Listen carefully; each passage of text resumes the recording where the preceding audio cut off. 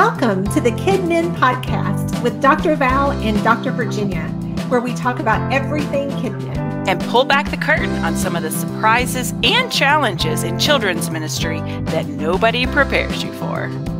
I'm Dr. Val, and together we have over 45 years of experience in children's ministry. I'm Dr. Virginia. Valerie and I met over 10 years ago in our doctoral program at Southeastern Baptist Theological Seminary. We are excited to share with you all the great stuff that we have picked up over the years.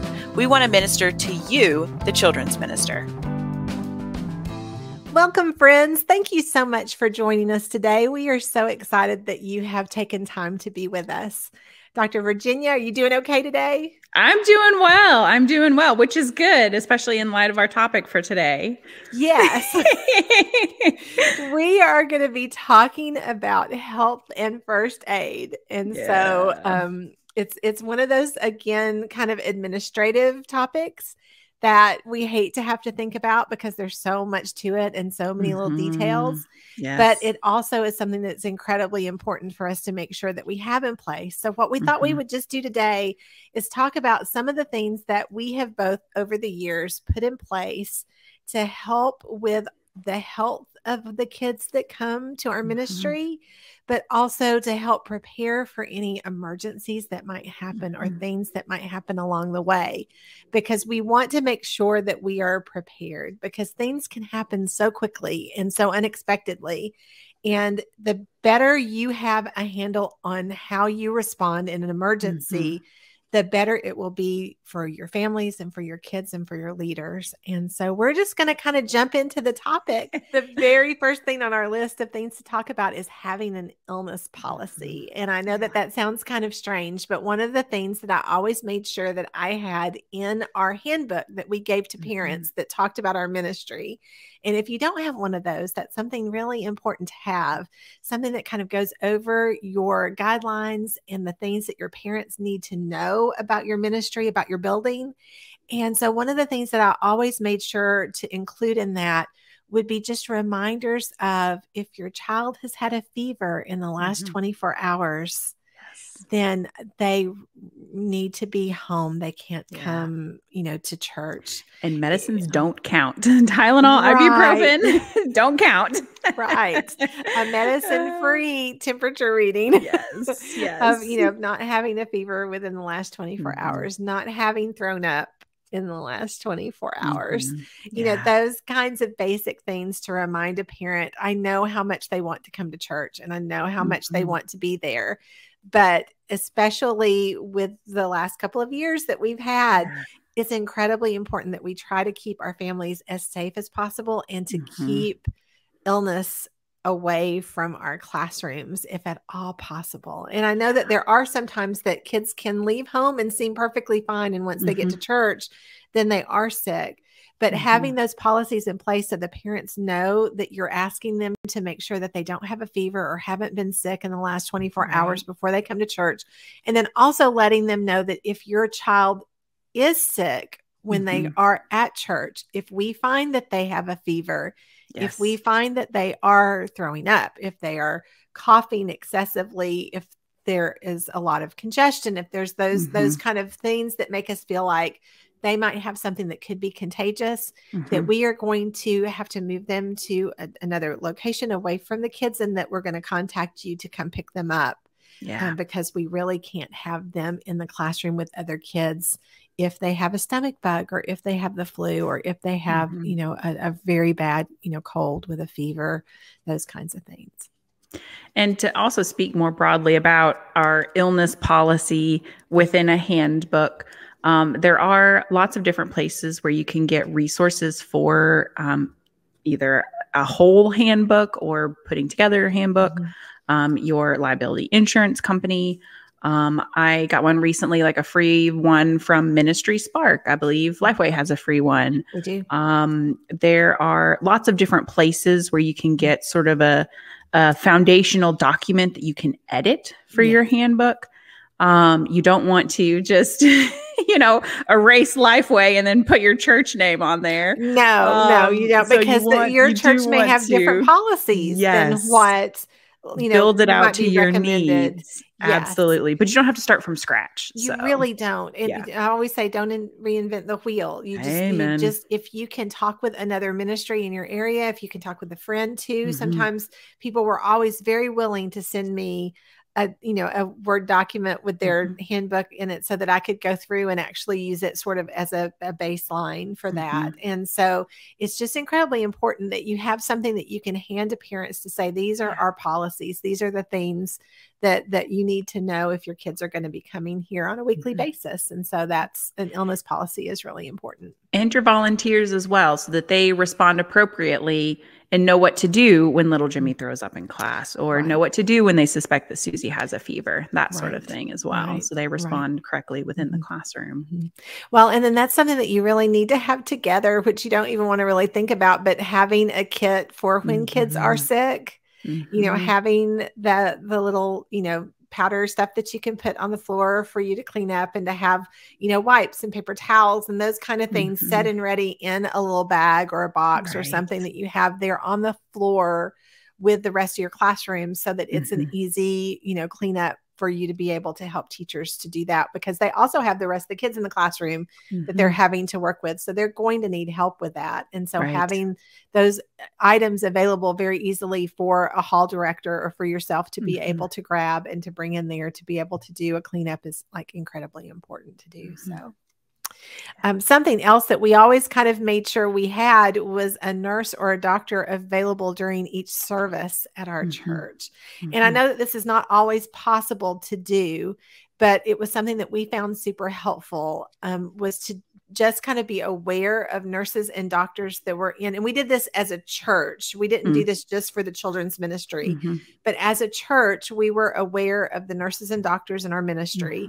And what we kind of had them on was a little bit of a schedule, sort of. We knew which ones attended at which service time. So we knew who would normally be there. And we asked them, to let us know if they, weren't going to be there. So we would make sure we had someone else there, and they weren't there for any other reason. We didn't have them stand in a certain place or stay out of, they just went to church like they normally would, but we knew that they were there so we could send them a quick text.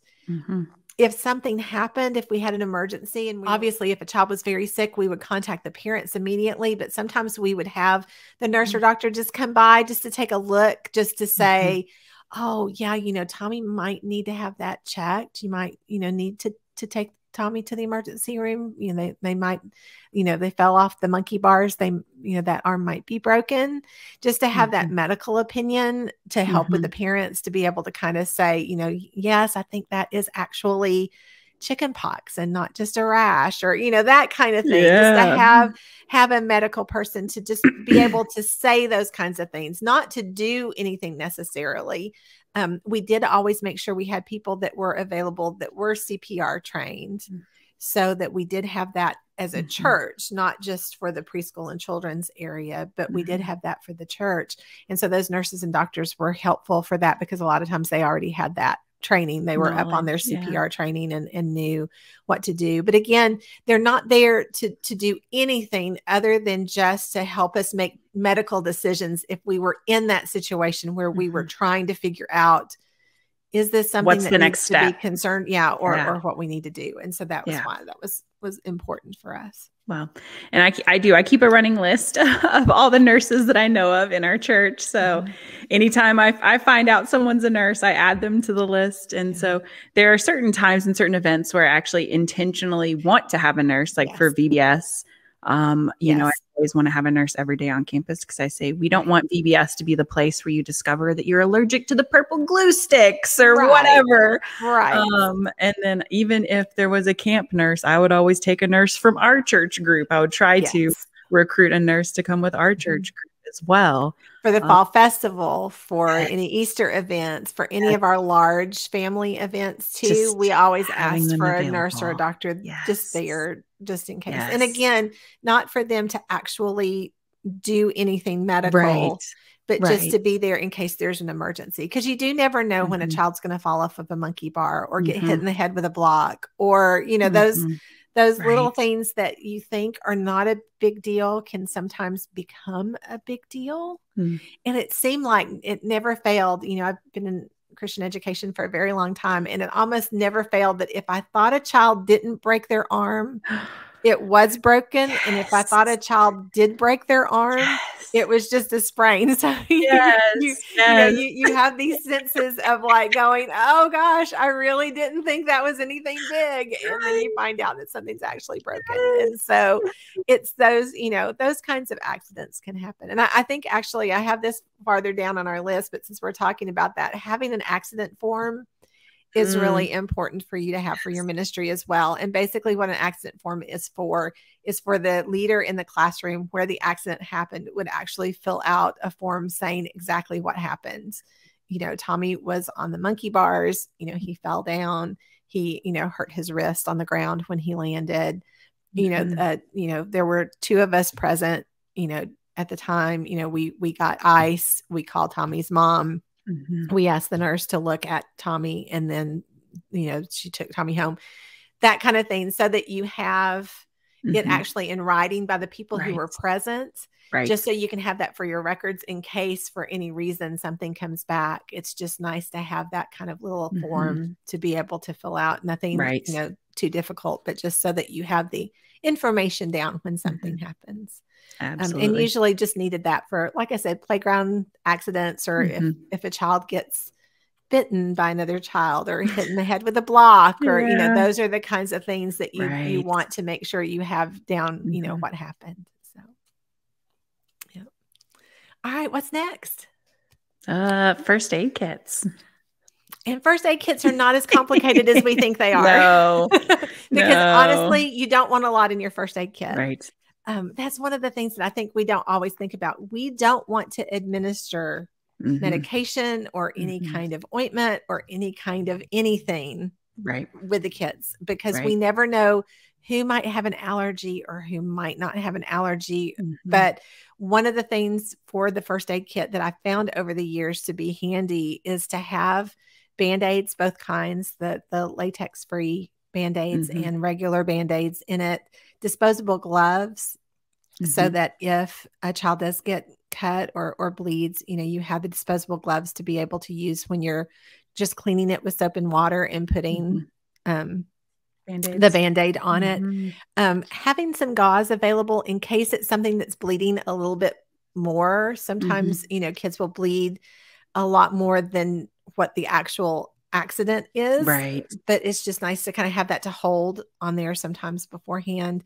And then maybe some antibacterial wipes so that you can clean things off on the playground. But nothing, you don't need anything major in the kits. You don't need to have the huge kits that have all of the medicines and all of the things. And tongue depressors and like just like all kinds of, sometimes you're like, why is this even in here? Like, So it's just those very, very basic things that you might need. Sometimes I used to always say that sometimes just some magic ice or magic Band-Aids will help a lot of injuries, even if they're not technically needed. Sometimes just putting a Band-Aid on for the kids, makes them feel better, even if they don't really, really need one. So to have one handy is a nice thing. But also I've had kids a lot of times come to church having injured themselves at home, and then the Band-Aid fall off, or the Band-Aid actually, they pull it off. They pick on it, or just, Yes. And so it's always nice to have those extra things, but you want to make sure to have plenty of disposable gloves for the teachers to use for that. And we're going to talk about those gloves again in just a minute, but it's just really important to have that kind of material for your teachers. Now, Virginia, do you have a kit for each classroom, or do you have one for the hallway? We have one for the hallway. So we have one that's centralized. So if they need a Band-Aid, we've got it kind of in a central location. Yeah. And that's really up to what your space will allow, and what's handiest for your teachers. If you are on a really big hall, if you have a really big hall that it is harder for a teacher to be able to get down to the hall director to get something like that, or for to request it, it's kind of nice to have those kits in the classroom if you can have them. But they're not necessary for the classroom, because like I said, they're only going to hold the basics for you. And the reason why you do not want to have any kind of ointment for the kids. You don't want to have Advil or Tylenol or anything like that for the children, because parents are the only ones that can administer medication. And I made that a hard rule. I don't know if you, I know there's some churches that don't make that a hard rule, but I made that a hard rule. Even if a child needed medication on a regular basis, I asked a parent to come administer that medication. So it wasn't like in the diaper bag to be given to the child, you know, during, you know, because sometimes I would have parents that would say, you know, my kids are fine, but they have 10 days of antibiotics. And so if you could just give them their antibiotics at, you know, 11:15, and I would just always explain, I can't ask my teachers to administer medication. So I really need you, if you could come back at 11:15, just give the medication and then you can head back out. But you know, we really can't do that. So that for me is a hard rule. And that's something else that I put in that handbook is that, you know, that parents do have to administer medication. I'm not going to keep Advil on hand. I'm not going to keep Tylenol on hand. I'm not going to keep any kind of medication because I don't even want the parents to give medication that I have to their kids. You know, it needs to be administered, you know, through them, from them, by them. Completely. Yes. But it is really important for parents to fill out a medical information form. Do you have a medical information form that your parents fill out when they register their kids? We have it as a section of our like initial form that parents fill out. We do ask for allergies or medical information on that in our general form. So yes. It's a great thing to have for a couple of reasons. One, you do want parents to let you know if their kids have allergies, if there are medical conditions that you might not be aware of, like epilepsy or something that lights may affect or things like that. So you do want to be made aware of any kind of issues that a child might have. Also, often I will have parents that will drop kids off and then leave campus. Because for whatever reason, maybe on a Sunday morning, they need to run back home and do something, or maybe, you know, they're not staying for Wednesday night, but they wanted their kids to be there for Wednesday nights. And so a lot of times, or we might have kids that are coming with other families, so their parents are not on campus when the kids are there. And so one of the things that I always wanted to have in place was a medical form, so that if we did have an emergency, if the child had a medical emergency, because I know a lot of times you might think, well, we're not going to do anything that's dangerous, so they're not going to be on the playground, or they're not going to be doing this, or they're not going to be. It really only takes a second for children to find themselves in a precarious situation. Like it does, you never know, an allergy or something like that. Or, you know, you might, they might have appendicitis, or they might, you know, they might have an illness that they didn't realize that they had. And suddenly something makes them very sick. And so you kind of never know when those things might happen. And so you might have to call for medical care when the parents are not on campus. And so having that medical information form that has all of the kids' information on it, your contact information, but also all of their medical history, kind of things that are important. All the information that an EMT might need to know if we do have to call an ambulance for something. So you want to have that form somewhere, not only have that form, but have it somewhere available. Accessible. Right. Because for us, my office was actually in a completely different building from the preschool wing. And then the children wing was completely separate from the preschool. The children in preschool were not together. My office was in another building. So I had to make sure I had an area on each floor that had a locked cabinet that I had, or that the hall directors had access to be able to get the medical forms if they needed them, because it wasn't super easy to get back to my office to pull that kind of information. To get between places. So I had to make sure that they were somewhere close that I could grab them, you know, quickly if I needed them. So I'm going to ask this question too, and just see what insight you have. Just whenever we ask for this information, you know, we have it on a form, we have it on our initial intake form, we have it on all of our registration forms, we have it on our camp form. I mean, parents, what do we do with parents who don't give us that information? How do we encourage parents to be forthright? Because I've had a couple times that I know of in my ministry history, and maybe who knows how many that I never knew about. Of parents who did not disclose. I mean, sometimes life-threatening allergies. and they didn't put it on the form. They didn't tell us in person. They didn't tell the child's teacher. Like, and then, I mean, praise God, nothing ever came of it. Right. But then finding out after the fact, oh yeah, they are deathly allergic to XYZ. And I'm like, you never told us this. Yes. We don't have this on record anywhere. Right. You know, or Right. even, and this is a little further afield, but even an example of like a child who had a sensory processing disorder. Mm-hmm. And it wasn't until after having them for weeks and weeks and weeks and weeks that it was just sort of mentioned offhandedly. I'm like, oh, we could have engaged your child so much more effectively had we understood what was going on. And so I don't know, I guess the question is like, helping parents understand why we need this information and getting their trust to like share this information with us. Like, how do we get them to share this? Right. Well, And that's the hard thing. Asking for it often isn't enough. I have had the same thing happen where I've had parents that haven't disclosed things on forums or haven't wanted to for whatever reason, for various reasons. And there's only so much that you can do. But I think that's one of the reasons why having these policies in place ahead of time is really helpful. Right. Because if you have someone that is dedicated to making sure when parents come for the first time that they are filling out those forms and talking to them about the importance and not rushing them through it, but actually having that key person that's going to say, you know, we need to know if there are any allergies or any medical things, because sometimes we might have food or something in a classroom that we want to make sure, just somebody that's going to explain, this is why we're asking you these things. Because I have over the years seen either leaders that have just kind of handed them paperwork and said, yeah, bring it back to us after service. Or, that'll just say, just get this back to us whenever. But I've always really tried to say, no, actually, let me bring you in here where you can sit and you can fill this out really quickly before you go. And then I'll have somebody walk you to show you where you need to go, have sort of a plan in place for giving them the time to actually fill that out. And that means that they're not necessarily filling out a ton of stuff, because that does make it harder. You don't want them to have like a doctor's office checklist of things that they have to go through.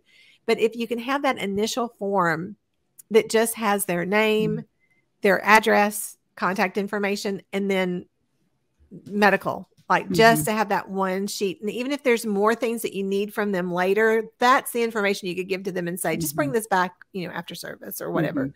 But that medical form needs to be filled out before they're ever dropped off. And one of the things too that I did, which I will be honest, it frustrated my people, but we redid those forms every year. That's what I was about to say. Yeah. And so that meant that parents had to fill out those forms for me again. I had a date that, that they had to have them turn back in, for, that we would do. And I know that it's frustrating because they're like, oh, it's all the same. And I'm like, I understand that, but I would have so many that would go, oh yeah, I didn't tell you they were diagnosed with being allergic to latex this year. And so they can't touch gloves or touch Band-Aids balloons. Or, or balloons or, So I think it's just trying to get the information out there, letting your parents know on a regular basis, reminding them every so often to say, don't forget to let us know if there's been any medical changes, during the year with your kids, doing those kinds of things, because you can't force them. I mean, there's no way to make sure that they have done it correctly or that they've done that. But it's finding those ways to make sure that they have the opportunity to fill these things out, even if they're running a little bit late, asking other ministries to be understanding of that. Maybe first time parents are going to be a little late to Sunday school. Maybe they're going to be coming into service a little bit late. Can we have ushers that help them find a seat if they're going to be a couple minutes later because they didn't get here early enough to kind of fill out the forms? And then also to have that on your website for parents as they're looking at your church, to say, if you can come a few minutes early on your first day, we have some, medical forms that we ask that you fill out, just so that they are aware of it before they come, if they're visiting, so that they know, oh yeah, we need to be there a little bit earlier so we can fill everything out. So it's just those kinds of things. Little things. Yeah. And that's even as you were talking, that was one of the things I thought of too, is that we would, for our major ministries, do registration forms. And so do them yearly. And so, like VBS is obviously a big one, but even like our Wednesday night ministries, we would have families register their children for that. And so those are good places to discover that information that you should have known all along. Right. But when they're re-registering for children's choir, you're like, oh, wait. Yes. So, just make sure that these are all up to date. Yes, and I do know that there have been over the years, I've seen some of the programs, if you have a computer system where parents check in at a computer system, yes, some of those programs will actually have a little place where it asks them, is there any information that needs to be updated? Like this is, and so you have to click a little box when you're registering each time, which I know again, is another one of those things that they would have to go through. But any reminders that you can give them of, we need to know, how your children are doing. We need to know if there's any kind of update. And then always asking my leaders too, if parents will say something to you at the door about something that's changed, if you could let me know so that I could add that to their form. Yes. So or like send them back to me, send them to the desk. Be like, thank you for sharing that. Please go to the desk. Let's update your profile. Yeah. So it's just those little kinds of things that we just have to do, but it can be difficult. So but it's important that we have it. Another thing that we really have to think about when we're looking at the health and wellness of our kids is how we are cleaning our classrooms.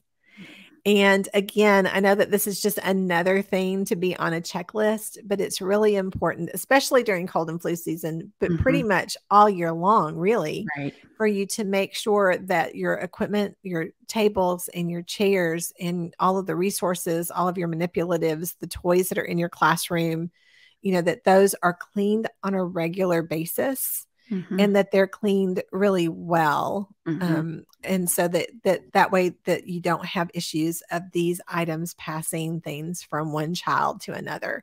And it's one of the reasons why I didn't have stuffed animals or pillows in my classrooms. And I know that it really upset a lot of people over the years that I didn't, but there is just no way to clean stuffed animals. And especially when you're thinking about things, not just germs, but when you're also thinking about like lice and things like that, it's just almost impossible to keep pillows and stuffed animals clean. So that was always a no for my classrooms.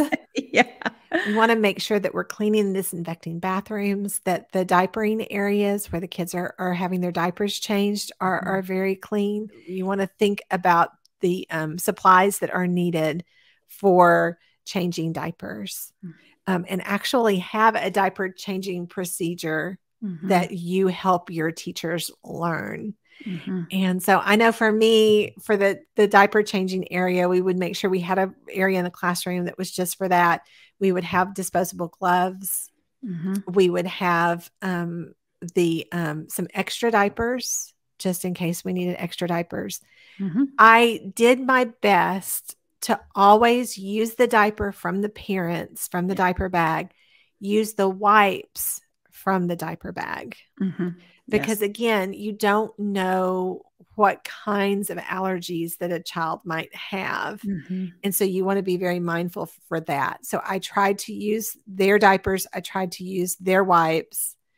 I did require, we would put down, we had the paper that you would, we actually, over the years, I had different kinds, some that you would tear. And then some I had that were just sheets that were like in a box that were in underneath, and you just pulled the sheet out and laid it on top. So that way the child wasn't going onto the diaper table. They were going onto a piece of almost like parchment paper that was there.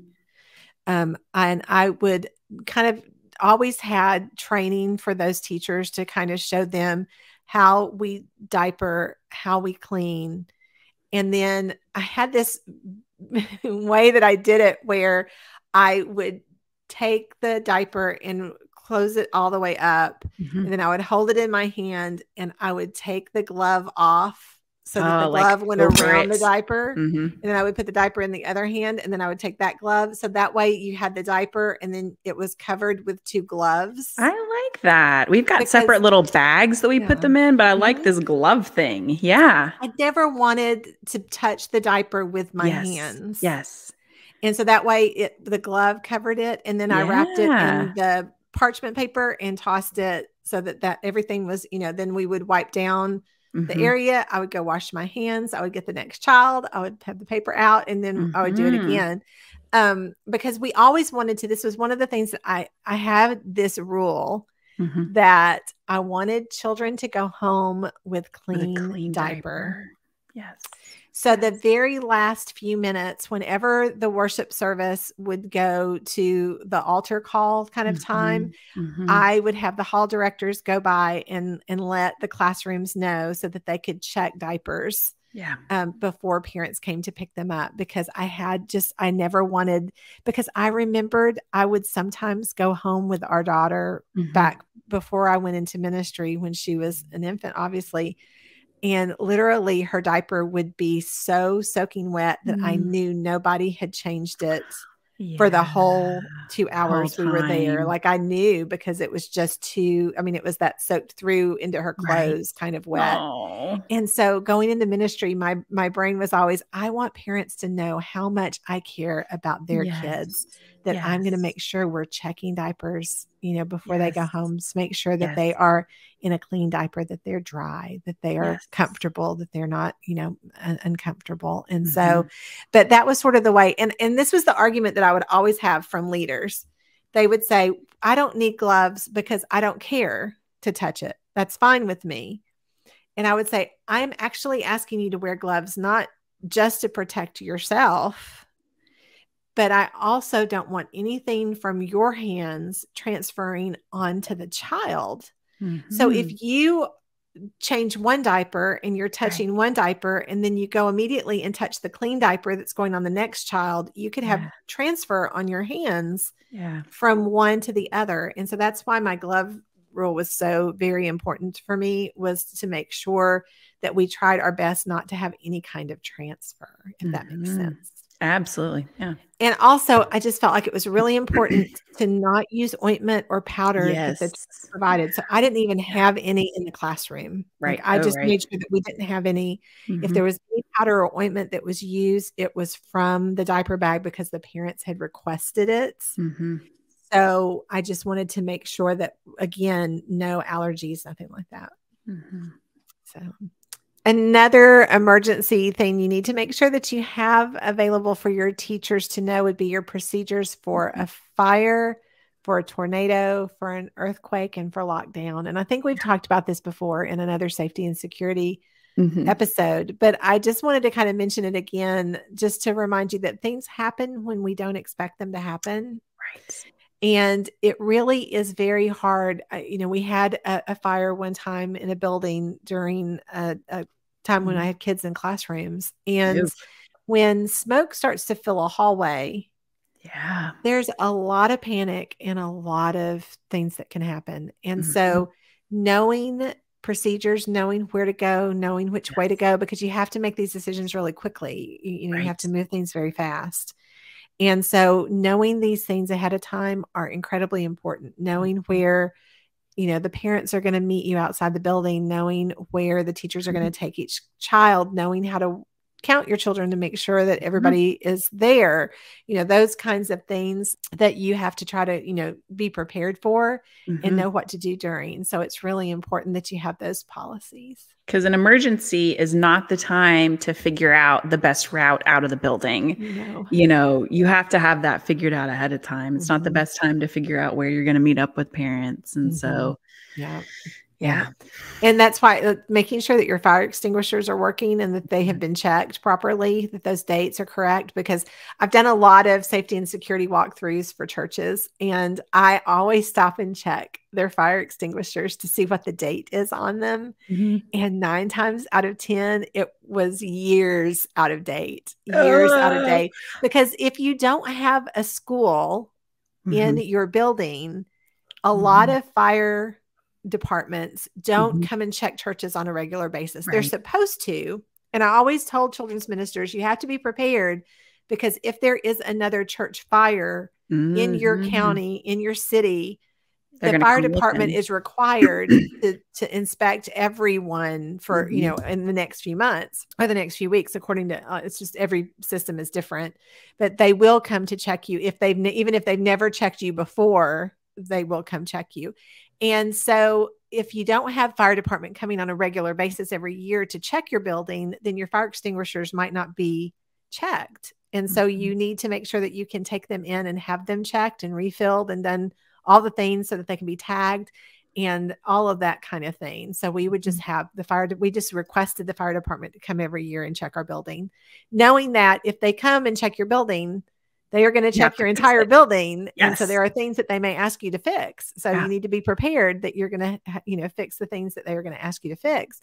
But having them come and check that, or having some place that you can take a fire extinguisher to have it checked is just really important, because that's one of those things that gets kind of low on the list. I always set myself a reminder for it too, so I wouldn't forget, because it's easy to forget that. So yeah.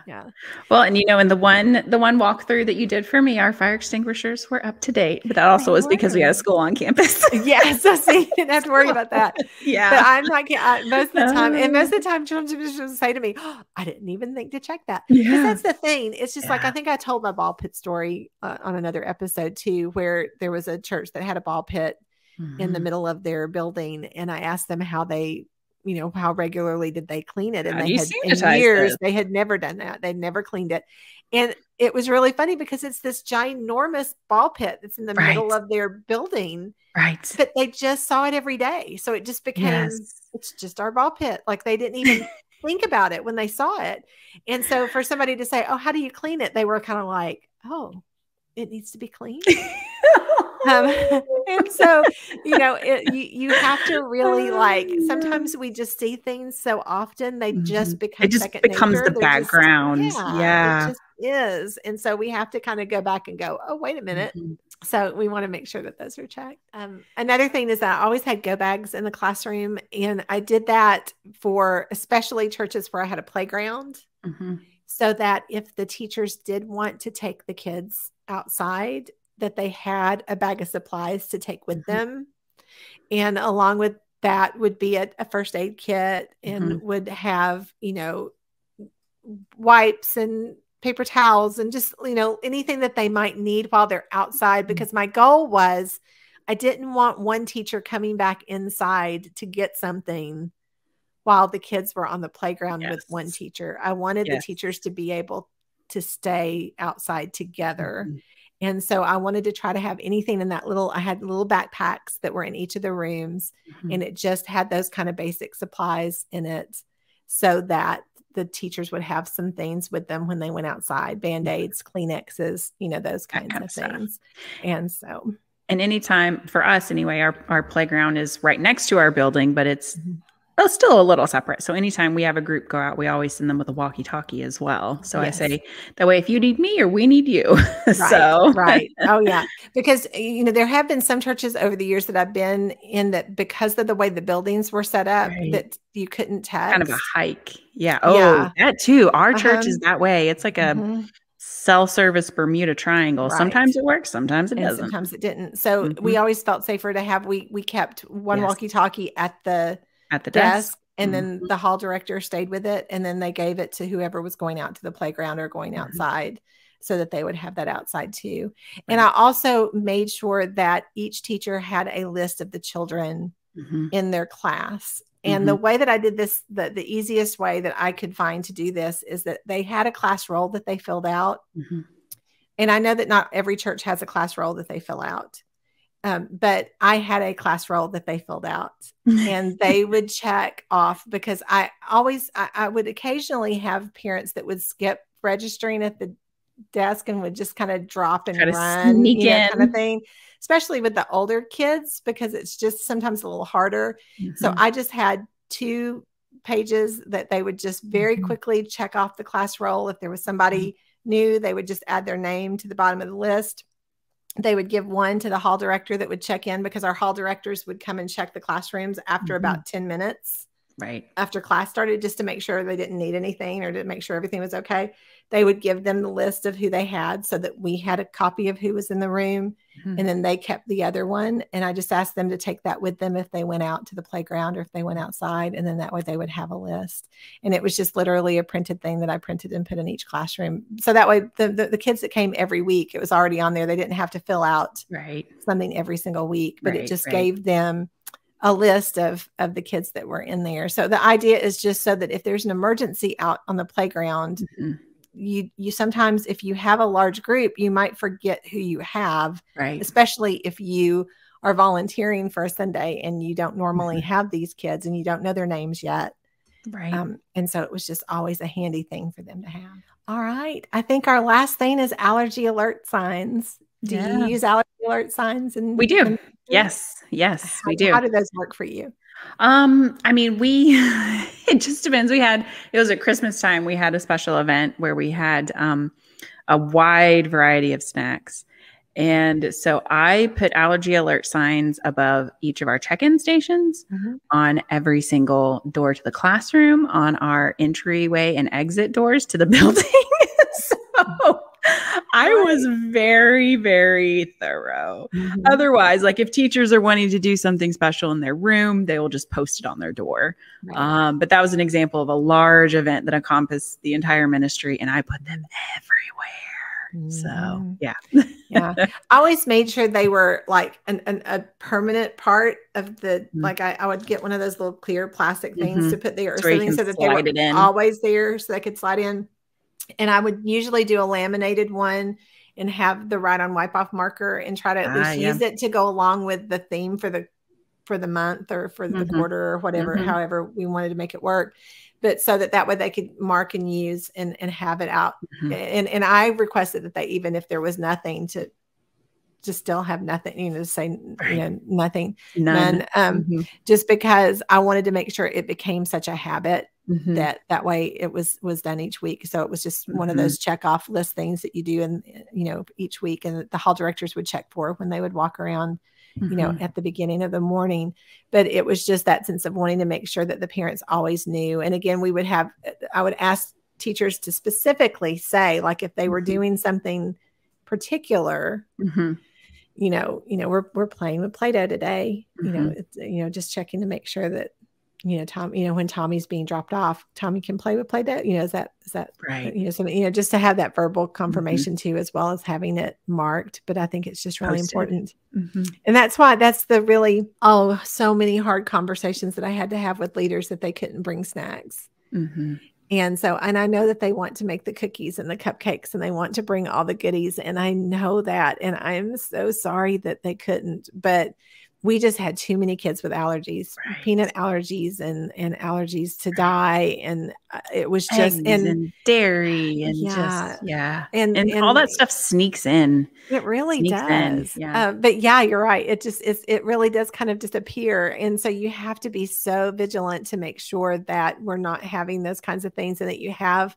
the allergy-free snacks available if you are going to use snacks for any reason. But I really just tried to keep it simple. Well, Dr. Virginia, I know this was a lot of information and a lot of difficult things that you have to think through for your ministry. And it does take time. And I know you all are already so overwhelmed with everything that you're doing for our kids and for the families. But it's really important that you have some opportunity to sit down and think through how we can better keep our kids safe while they're with us. And so walking through all of these steps and these kind of things can be really helpful in the long run, because again, you just never know when emergency is going to happen. You want to be prepared for it. So friends, we are so thankful that you joined us today for our conversation. We hope that this has been helpful information. We just want to be able to meet you where you are and give you helpful tips and helpful things to think about.